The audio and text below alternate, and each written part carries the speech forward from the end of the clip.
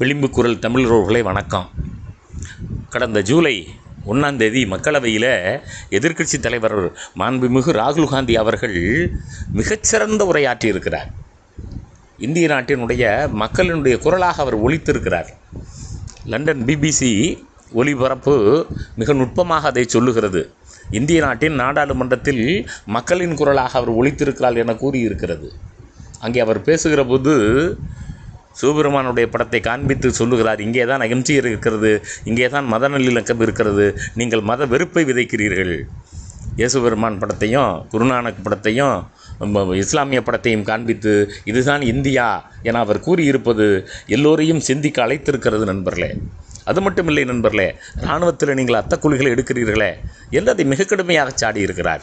நீட்டு ஒழிக்கப்பட வேண்டும் என்பதையும் மிக நுட்பமாக அவர் தன்னுடைய உரையில் கூறியிருக்கிறத நாம் இங்கே கவனப்படுத்த விரும்புகிறோம் நண்பர்களே. அது மட்டும் இல்லை, அவருடைய உரை ஆயிரம் கருத்துக்களை தந்தது. கிட்டத்தட்ட 12 முறை இந்திய பிரதமர் தண்ணீர் பேழையை தேடி மீண்டும் அந்த தண்ணீர் இருக்கிறதான்னு தேடி அவரை குடிக்க வைத்திருக்கிறது நண்பர்களே. அந்த அளவுக்கு ராகுல் காந்தி அவர்களுடைய உரை மிக நுட்பமாக உரையாக இருந்திருக்கிறது நாம் கவனிக்கிறோம். இதில் ஒரு 3வது பார்வையும் நாம் பார்க்க வேண்டும் நண்பர்களே. குடியரசுத் தலைவர் உரைக்கு நன்றி தெரிவிக்கிற தீர்மானம் அது. அந்த தீர்மானத்தில் நீங்கள் இந்துக்கள் இல்லை, இந்துக்கள் என்பவர்கள் பொதுவானவர்கள், நீங்கள் மதவெறியர்கள் என அவர் கூறியபோது நாடாளுமன்றமே அதிர்ந்தது. எல்லோரும் நகைத்தார்கள். ஜீவாத்மா பரமாத்மாவோடு பேசுவது போல இந்த மோடி ஆத்மா டைரக்ட் கனெக்ஷன் வித் காட் என்று அவர் சொன்னபோது எல்லோரும் நகைத்தார்கள். உண்மையிலேயே ஒரு எள்ளல் அவருடைய ராஜீவ்காந்தி அவர்களுடைய அந்த பொழிவில் அமித்ஷா போன்றவர்களெல்லாம் முகம் கோண மிக நுட்பமாக உரையாற்றிய தன்மையை நாம் கவனித்தோம் நண்பர்களே. இன்றைய நாடாளுமன்ற இந்த உரையை நாம் பல நிலைகளில் நுட்பமாக பார்க்கிறோம். இவர்கள் எந்த மாதிரியான நிலைப்பாட்டை எடுக்கிறார்கள்? காங்கிரஸ் பேர் இயக்கத்தை பொறுத்தவரை மத நல்லிணக்கம், சமூக நீதி, இடஒதுக்கீடு, பிற்பட்டோர், பட்டியலினத்தவர்கள், பழங்குடியினர்கள், சிறுபான்மையினருடைய குரலாக ஒலிக்கிறது. அப்படி ஒலிக்கிற போது மோடி எழுந்து சொல்லுகிறார், இவர் இந்துக்களை அவமதிக்கிறார் என்று. மிக நுட்பமாக ராகுல் காந்தி அங்கேயே பதில் தருகிறார், இல்லை நான் உங்களைத்தான் விமர்சிக்கிறேன். நண்பர்களே, ராஜ்நாத் சிங் ஒரு இராணுவ வீரருக்கு நான் நிதியுதவி கொடுத்தேன் என்கிறார். அவருடைய தந்தை இல்லை என பேட்டி தந்திருக்கிறார். அதை ராகுல் காந்தி நாடாளுமன்றத்தில் சொன்னபோது இராணுவ வீரர்களை இவர்கள் காப்பாற்றுகிற யோகியதை, காப்பாற்றுகிற லட்சணம் மிக தெளிவாக தெரிந்தது நண்பர்களே. அதை நாம் இந்த நாடாளுமன்றத்தில் நேரடியாக பார்த்தோம். இந்த நாடாளுமன்றத்தில் முதல் நாள் நிகழ்வை ரொம்ப நுட்பமாக கோடிட்டு காட்டி இப்படியெல்லாம் அவைத்தலைவர் இருக்கக்கூடாது என சொன்னபோது இவர்கள் அவை குறிப்பிலிருந்து அதை நீக்கி இருக்கிறார்கள். அதையும் கூட நாம் மிக நுட்பமாக கவனிக்கிறோம். மொத்தத்தில் இந்த உரை என்பது இருக்கிறதே மிக நுட்பமான உரை.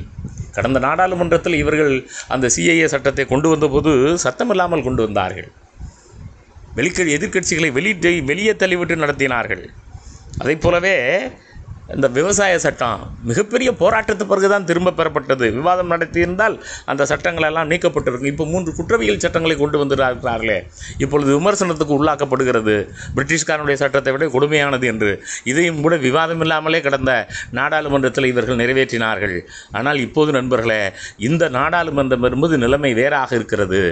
இந்த நாடாளுமன்றத்தில் ராகுல் காந்தி அவர்கள் சிங்கத்தை போல கர்ஜிக்கிறார். ஒவ்வொரு கருத்தையும் ஆணித்தரமாக மிக நுட்பமாக எடுத்து வைக்கிற பாங்கு சிறப்பாக இருக்கிறது நண்பர்களே. இதை நாம் இந்த நேரத்தில் சுட்டி காட்டியே ஆக வேண்டும். அவருடைய 1.25 மணி நேர பேச்சு என்பது மிக நுட்பமானது. ஏதோ ஒரு தவளை கத்துவது போல் 2.25 மணி நேரம் நானும் பேசுகிறேன். பிரதமர் மோடி நமத்து போன புஷ்வானமாக, நமத்து போன வெடியாக, எதுவும் ஏதோ 2 பேசியிருக்கிற ஒரு தன்மையை நுட்பமாக கவனிக்கிறோம். இவர்கள் 370 நீக்கினோம் என்றார்கள். இவர்களால் காஷ்மீரில் நுழைய முடிந்ததா? மக்கள் ஆதரிக்கிறார்கள் என்கிறார்கள். 3 தொகுதிகளை வேட்பாளரே நிறுத்த முடியல. லடாக் மக்கள் இவர்கள் செருப்பால் அடித்தது போல் திருப்பி அனுப்பியிருக்கிறார்கள். அப்படியானால் இவர்கள் 370 நீக்கியது என்பது தவறு என்பது உறுதி செய்யப்பட்டிருக்கிறது. இவர்கள் ஏதோ ஏக இந்தியா, அகண்ட இந்தியா என்பதெல்லாம் ஒரு கற்பனையிலே பொய் சொல்லி வாழ்பவர்கள். ஆனால் அவர்கள் மீண்டும் மதவெறுப்பை விதைத்து பொய் சொல்வதிலிருந்து மாறுவதாகவே இல்லை நண்பர்களே. கடந்த நாடாளுமன்ற தேர்தல் பிரச்சாரத்தில் அரசமைப்பு சட்டத்தையே மாற்றி அமைப்போம் என்றார்கள். இந்த நாடு இந்து நாடு என அறிவிப்போம் என சொன்னார்கள். இந்த நாட்டில் இஸ்லாமியர்களுக்கும் கிறிஸ்தவர்களுக்கும் ஓட்டுரிமையும் சொத்துரிமையும் இல்லை என ஆக்குவோம் என்று அமித்ஷா அவர்களே கொக்கரித்தார். மிக கொடுமையானது. அதைவிட இன்னும் கொடுமை, நாங்கள் 400 இடத்தை பெற்றால் இடஒதுக்கீடு இருக்காது, பட்டியலினத்தவர்களுக்கும் பிற்பட்டவர்களுக்கும் இருக்குமான இடஒதுக்கீடை நீக்குவோம் என்றார்கள். இப்படி இவர்களெல்லாம் ஆணவத்தில் கொக்கரித்ததனால்தான் மக்கள் இன்றைக்கு இவர்களை அடக்கி ஒடுக்கி வைத்திருக்கிறார்கள். இந்த கூட்டணியினுடைய ஊபியில் இருக்கக்கூடிய இன்னொரு கட்சிக்காரர் அங்கே பொங்குகிறார். ஓபிசிகளுக்கான இடஒதுக்கீட்டை பிடுங்கி நீங்கள் மேல் சாதிக்கு தருகிறீர்கள், பட்டியலினத்து பழங்குடியினத்து இடஒதுக்கீட்டை பிடுங்கி மேல் சாதிக்கு தருகிறீர்கள். இத்தனைக்கும் அவர் சுகாதார ஒன்றிய அமைச்சராக இருக்கிறார். ஒரு கூட்டணி கட்சிக்காரரே நீங்கள் இடஒதுக்கீடு பின்பற்றுவதில்லை, உங்களுடைய RSS கொள்கை இடஒதுக்கீடு கூடாது என்பது, அதை திருத்த வேண்டும். அதை திருத்துவதற்கு இந்த மோடிக்கோ அமித்ஷாவுக்கோ யோகியதை இல்லை. ஏனென்றால் அவர்கள் RSSன் கொள்கை வந்தவர்கள். அவர்கள் இடஒதுக்கீடே தவறு என உள்ளரங்கத்தில் பேசுவார்கள், வெளியரங்கத்தில் நாங்கள் அப்படியெல்லாம் இல்லை என்பார்கள். சரி, இவர்களுடைய ஆட்சியாவது யோகியதாக இருக்கிறதா? நாம் பார்க்கிறோம் நண்பர்களே. அத்திரஸில் ஒரு போலீஸ்காரர், அவர் தன்னை சாமியார், போலீஸ் சாமியாராக வருகிறார். 10,000 பேரை திரட்டுகிறார், 2 லட்சம் பேரை திரட்டுகிறார். 160க்கு மேற்பட்டவர்கள் அங்கே செத்து போயிருக்கிறார்கள் நெருக்கடியில். என்ன ஒரு கொடுமை! இந்த கள்ளக்குறிச்சியும் அத்திரஸையும் நாம் ஒப்பிட்டு பார்க்கிறோம். கள்ளக்குறிச்சியில் மெத்தனால் சாப்பிட்டு இறந்த போது முதலமைச்சர் விலக வேண்டும் என்றார்கள்.